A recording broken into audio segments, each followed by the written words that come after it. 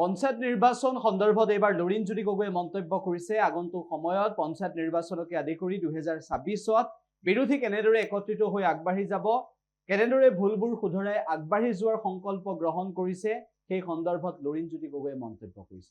প্ৰথম কথাটো হ'ল যে আমি পঞ্চায়তত একান্ত ইচ্ছা সত্ত্বেও সম্পূৰ্ণ এলায়েন্স আমাৰ মাজত নহ'ল, যিটো কথা বাৰে বাৰে কৈ আছিলোঁ।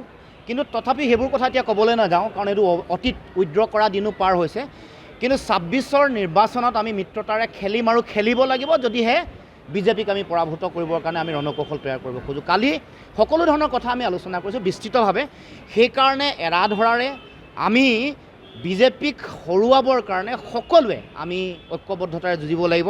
বহু ভুল থাকি গৈছে, ভুলৰ পৰা শিক্ষা ল'ব লাগিব। প্ৰত্যেকেই ভুল কৰিছে, ভুলৰ শুধৰণি কৰিব লাগিব। অতীত খুচৰি থাকিব নালাগে। পঞ্চায়ত নিৰ্বাচন হোৱাৰ পাছতেই পঞ্চায়ত নিৰ্বাচনো যেনেকৈ পাৰি ৰণকৌশল বিৰোধীৰ প্ৰাৰ্থীসকলক জিকাবৰ কাৰণে ৰণকৌশল তৈয়াৰ কৰিব লাগিব। মানে মই সেইকাৰণে আজি এটাই কথা ক'ব খোজোঁ যে 26ৰ নিৰ্বাচনত ঐক্যবদ্ধতাৰে যুঁজিম আৰু যুঁজিব লাগিব। সেইটোতো আপোনালোকে সকলোৱে জানে।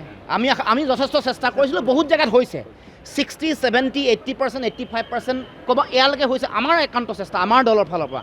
কিন্তু সেইটো বেলেগ বহু দলে কৰা নাই, বহু দলে বুলি কৈছোঁ। সেইটো কৰিব লাগিব, কৰিলেহে আমি জয়লাভ কৰিম। নাই, সেইটোৱে কথা, এইটো বুজিব লাগিব। ক্ষতি যিমান হৈছে, পৰাজয় হৈছে, তাৰ পৰা শিক্ষা ল'ব লাগিব। শিক্ষা নল'লে ফল বিৰোধীয়ে মানে শাসকীয় পক্ষ লাভ কৰিব। প্ৰথম কথাটো হ'ল যে আমি পঞ্চায়তত একান্ত ইচ্ছা সত্ত্বেও সম্পূৰ্ণ এলায়েন্স আমাৰ মাজত নহ'ল, যিটো কথা বাৰে বাৰে কৈ আছিলোঁ।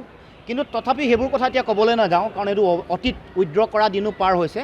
কিন্তু 26ৰ নিৰ্বাচনত আমি মিত্ৰতাৰে খেলিম আৰু খেলিব লাগিব, যদিহে বিজেপিক আমি পৰাভূত কৰিবৰ কাৰণে আমি ৰণকৌশল তৈয়াৰ কৰিব খোজোঁ। কালি সকলো ধৰণৰ কথা আমি আলোচনা কৰিছোঁ বিস্তৃতভাৱে। সেইকাৰণে এৰা ধৰাৰে আমি বিজেপিক হৰুৱাবৰ কাৰণে সকলোৱে আমি ঐক্যবদ্ধতাৰে যুঁজিব লাগিব। বহু ভুল থাকি গৈছে, ভুলৰ পৰা শিক্ষা ল'ব লাগিব। প্ৰত্যেকেই ভুল কৰিছে, ভুলৰ শুধৰণি কৰিব লাগিব। অতীত খুচৰি থাকিব নালাগে। পঞ্চায়ত নিৰ্বাচন হোৱাৰ পাছতেই পঞ্চায়ত নিৰ্বাচনো যেনেকৈ পাৰি ৰণকৌশল বিৰোধীৰ প্ৰাৰ্থীসকলক জিকাবৰ কাৰণে ৰণকৌশল তৈয়াৰ কৰিব লাগিব। মানে মই সেইকাৰণে আজি এটাই কথা ক'ব খোজোঁ যে 26ৰ নিৰ্বাচনত ঐক্যবদ্ধতাৰে যুঁজিম আৰু যুঁজিব লাগিব। সেইটোতো আপোনালোকে সকলোৱে জানে। আমি যথেষ্ট চেষ্টা কৰিছিলোঁ, বহুত জেগাত হৈছে 60, 70, 80%, 85% ক'ব এয়ালৈকে হৈছে আমাৰ একান্ত চেষ্টা আমাৰ দলৰ ফালৰ পৰা।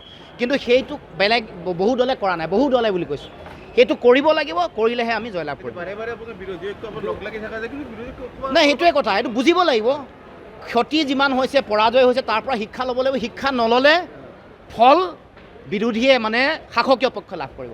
যিকোনো খবৰৰ বাবে যোগাযোগ কৰক 7099017330 লগতে 7099017110 নম্বৰত।